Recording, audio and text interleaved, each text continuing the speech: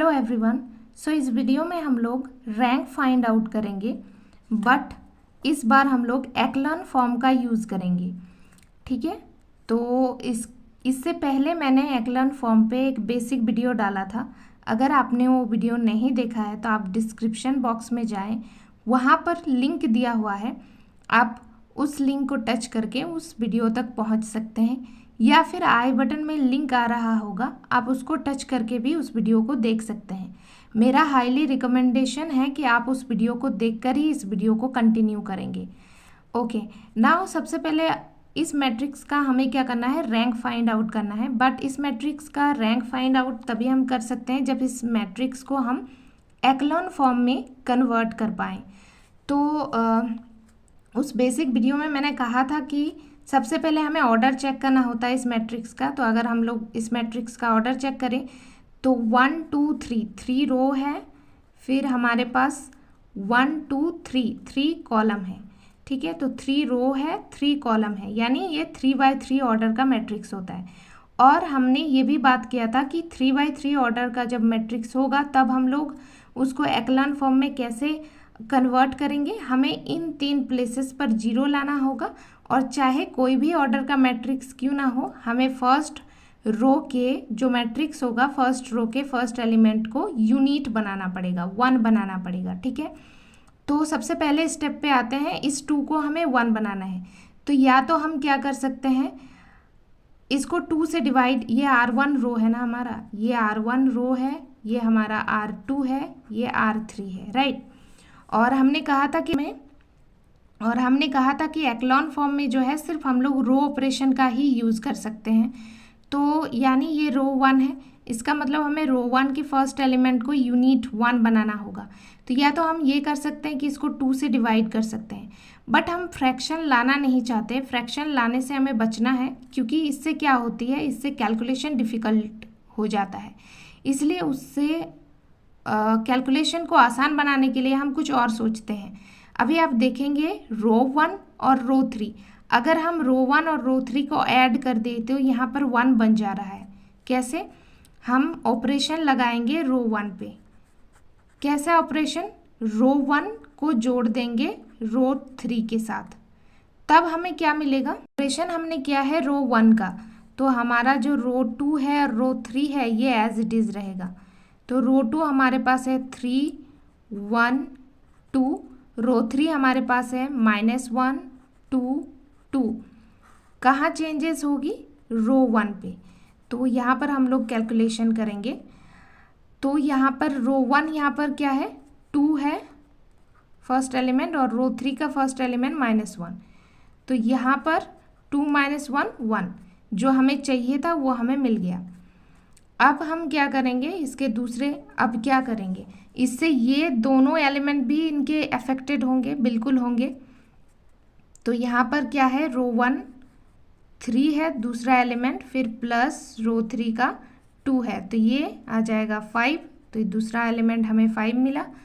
और तीसरा यहाँ पर रो 1 का रो 1 का थर्ड एलिमेंट 4 है, प्लस रो 3 का थर्ड एलिमेंट 2 है, तो 4 + 2 6। तो ये हमें मिला। अब चेंज हमें ये करना था, बट इसके साथ साथ इनके जो 2 और एलिमेंट है ये भी अफेक्टेड होंगी।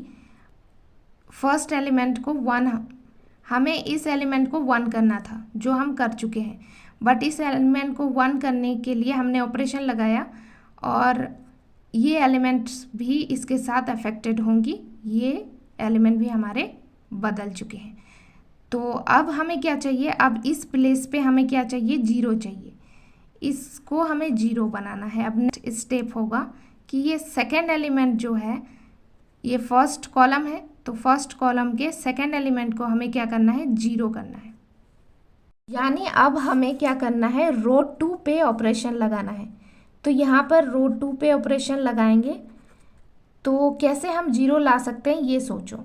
देखो हम क्या करेंगे, ये रो 2 को रहने देंगे, फिर माइनस करेंगे 3 टाइम्स ऑफ रो 1। ठीक है, ये वाले ऑपरेशन लगाएंगे। रो 2, ये यहाँ पर अगर रो 2, हमने कैसे ये फाइंड आउट किया कि हमें रो 2 - 3 टाइम्स ऑफ R1 करना है। ये आपको with the help of practice से आएगी। और मैंने यहाँ पर अभी कैसे सोचा, तो देखो हमें इसको 0 बनाना है ना, तो मैंने सोचा कि 3 को अगर माइनस कर देंगे 3 से तो 0 आ जाएगा। तो अब कैसे 3 को 3 से माइनस करेंगे, तो यहाँ पर 3 तो अवेलेबल है, यानी रो 2 में हमारा 3 अवेलेबल है। यहाँ पर 1 है, तो हम अगर 3 से गुना कर देंगे रो 1 को और फिर माइनस कर देंगे तो 3 माइनस 3 हो जाएगा। तो इसी आइडिया के साथ मैंने ये चीज़ लिखा, तो ये आपको प्रैक्टिस के साथ आ जाएगा। अगर आपको रो ऑपरेशन करना नहीं आता तो आप मुझे कमेंट में बता सकते हैं, मैं उस पर एक अनदर वीडियो लाऊंगी जिसमें सिर्फ हम लोग क्या करेंगे, रो ऑपरेशन और कॉलम ऑपरेशन के बारे में पढ़ रहे होंगे। ओके, तो अब हमारे पास ऑपरेशन रो 2 पर हमने लगाया है, यानी रो 1 और रो 3 एज इट इज़ रहेगा हमारा। तो इसको हम क्या करेंगे, रो 1 को एज इट इज़ लिख लेंगे 1 5 6, और हमारा रो 3 क्या है, -1 2 और 2। अब सारे जो भी चेंजेस होंगे कहाँ पर होंगे, रो 2 पर। अब यहाँ पे कैलकुलेशन करेंगे, रो 2, यहाँ पर रो 2 का फर्स्ट एलिमेंट क्या है 3, बीच में माइनस 3 इंटू 3 आया, फिर इंटू रो 1 का जो है फर्स्ट एलिमेंट 1 है, तो ये हो जाएगा 3 - 3 0। जो हमें चाहिए था वो हमें मिल गया। अब इसके चक्कर में इन दोनों एलिमेंट्स को भी अफेक्टेड होना पड़ेगा, तो चलो, तो यहाँ पे रो 2 का जो है ये सेकेंड एलिमेंट 1 है, बीच में आएगा -3 इंटू रो 1 का सेकेंड एलिमेंट 5 है, तो 5, तो 1 - 15, तो ये आ जाएगा -14। तो ये हमारे पास आ गया -14। अब रो 2 का जो थर्ड एलिमेंट है वो 2 है, माइनस रो 1 का जो है -3 इंटू रो 1 का थर्ड एलिमेंट क्या है 6, तो ये हो जाएगा 2 - 18, तो ये हो जाएगा -16। तो ये आ गया हमारा -16। अब हमें कहाँ चाहिए 0, अब हमें इस प्लेस पर 0 चाहिए। तो हमारा जो नेक्स्ट स्टेप होगा वो इस -1 को हमें 0 बनाना है। अब हमें ऑपरेशन लगाना है रो 3 पर। तो अगर हम -1 को ऐड कर दे +1 से तो 0 हो जाएगा। तो यहाँ पर देखो -1 अवेलेबल है और +1 कहाँ अवेलेबल है, यहाँ पर। यानी अगर हम क्या करें, रो 3 को जो है ऐड कर दे रो 1 के साथ, तो अब देखो रो 3 में हम लोगों ने ऑपरेशन लगाया ना, तो हमारा रो 1 1 5 6 और रो 2 जो है 0 -14 और -16 एज इट इज़ रहेगा। अब हमारा चेंजेस होने वाला है रो 3 में, तो यहाँ पर कैलकुलेशन कर लेते हैं। रो 3 यानी -1 प्लस रो 1 हमारा क्या है, रो 1 यहाँ पर देख सकते हैं 1 है फर्स्ट एलिमेंट, तो -1 और +1 मिलकर हो गया 0, जो हमें चाहिए था वो मिल गया। अब इसके चक्कर में इन दोनों एलिमेंट्स को भी क्या करना पड़ेगा, अफेक्टेड होना पड़ेगा। तो यहाँ पर रो 3 का सेकेंड एलिमेंट 2 है, प्लस रो 1 का सेकेंड एलिमेंट क्या है, रो 1 ये है ना, सेकेंड एलिमेंट 5 है, तो ये आ जाएगा 7। ओके, अब रो 3 का जो थर्ड एलिमेंट है वो 2 है, प्लस रो 1 का जो थर्ड एलिमेंट है वो 6 है, तो ये आ गया हमारे पास 8। अब हमारा नेक्स्ट स्टेप क्या होगा, अब हमें इस एलिमेंट को 0 बनाना होगा, तब ये पूरा मैट्रिक्स हमारा एक्लॉन फॉर्म में आएगा। यानी अब हमें इस एलिमेंट को 0 बनाना है, यानी रो 3 में अगेन हमें ऑपरेशन लगाना पड़ेगा। तो देखो रो 3 में ऑपरेशन लगाएंगे, क्या करेंगे हम, अगर हम 7 को 7 से माइनस कर दे तो 0 हो जाएगा, बट ऐसा पॉसिबल नहीं है इस बार। लेकिन एक चीज़ यहाँ पर देखो, अगर यहाँ पर -14 है, यहाँ पर -16 है, तो क्या इसको 14 बनाया जा सकता है, बिल्कुल बनाया जा सकता है। 2 से अगर हम लोग मल्टीप्लाई कर दे रो 3 को, और एक बात यहाँ पर मैं बोलना चाहूँगी कि देखो मल्टीप्लाई जब भी करोगे, जैसे मैं यहाँ पर 2 से मल्टीप्लाई करूँगी तो ये 14 हो जाएगा, ये 16 हो जाएगा। अब यानी हमें तो चाहिए इस पर हमें ध्यान नहीं देना है, हमें इस प्लेस पर 0 बनाना है। तो यहाँ पर 14, और फिर जब हम रो 2 और रो 3 को ऐड कर देंगे तब हमारे पास यहाँ पर 0 आ जाएगा। तो हमें ये ध्यान रखना है कि जब भी हम ऐसे किसी रो को मल्टीप्लाई करते हैं तो हमें ये ध्यान रखना है कि ये जो हमने जीरो मेहनत करके बनाया है ये जो है ये पलटना नहीं चाहिए, ये चीज़ जो है जीरो ही रहना चाहिए, ये डिफरेंट नहीं होना चाहिए, जीरो ही रहना चाहिए। नहीं तो हमने जितना भी मेहनत किया है वो सारा पानी में चला जाएगा। इसलिए हमें इस तरीके से ध्यान देकर मल्टीप्लाई करना है ताकि हमारा जो मेहनत किया हुआ, हमने जो इतने मेहनत करके ये जीरो यहाँ पर लाया है इस प्लेस पर, ये पलटना नहीं चाहिए, ये चेंज होना नहीं चाहिए, जीरो ही रहना चाहिए। तो अगर हम इस रो को 2 से मल्टीप्लाई करते हैं तो यहाँ पे तो जीरो आ जाएगा, ये हमने देखा। लेकिन क्या हम अब चेक करते हैं क्या हमारे जीरो तो चेंज नहीं हो रहा है? तो यहाँ पर 2 से अगर मल्टीप्लाई करोगे जीरो को और फिर ऐड करोगे रो 2, तो रो 2 यहाँ पर फर्स्ट एलिमेंट जीरो ही है, तो अगर ऐड करोगे फिर भी ये जीरो ही रहेगा, तब हम यहाँ पर मल्टीप्लाई कर सकते हैं। तो ये होगा 2 टाइम्स ऑफ R3 प्लस हम क्या करेंगे रो 2। ठीक है, तो अब देखो रो 1 एज इट इज़ रहेगा 1 5 6, रो 2 0 -14 और -16 एज इट इज़ रह गया। अब जो भी चेंजेस होगा रो 3 पर होगा। तो अब रो 3 को हम लोग कैलकुलेशन करते हैं।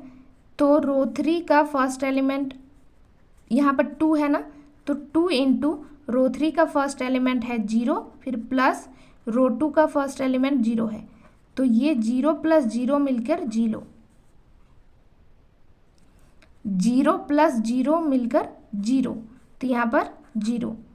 अब सेकेंड हम देखते हैं, ये 2 हो गया इंटू रो 3 का सेकेंड एलिमेंट क्या है 7, बीच में आएगा प्लस, उसके बाद रो 2 का सेकेंड एलिमेंट है -14, तो ये हो जाएगा +14 प्लस इंटू माइनस माइनस -14, तो 14 - 14 0, तो जो हमें चाहिए था वो मिल गया, 0 हमें मिल गया।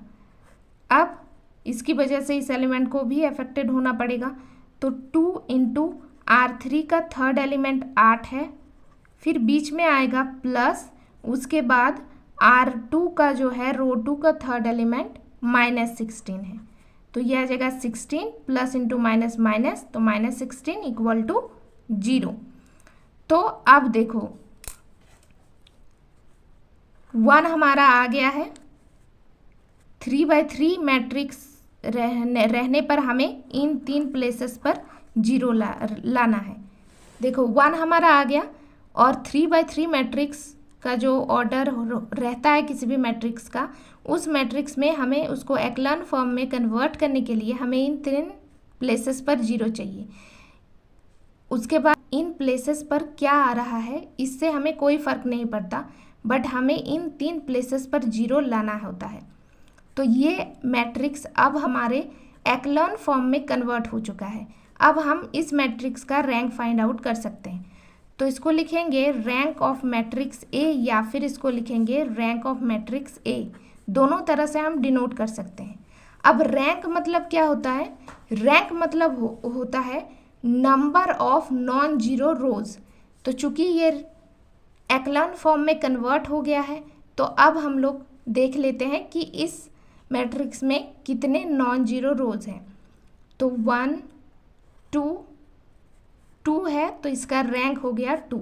नॉन जीरो मतलब क्या होता है और जीरो रो मतलब क्या होता है? जीरो रो मतलब होता है उस रो के सभी एलिमेंट 0 होना चाहिए।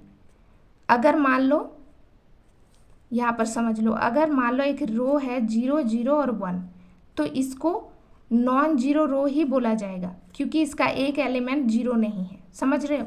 यहाँ पर थर्ड जो रो है इसमें सारे एलिमेंट 0 है, और रैंक हमारा होता है number of non zero row.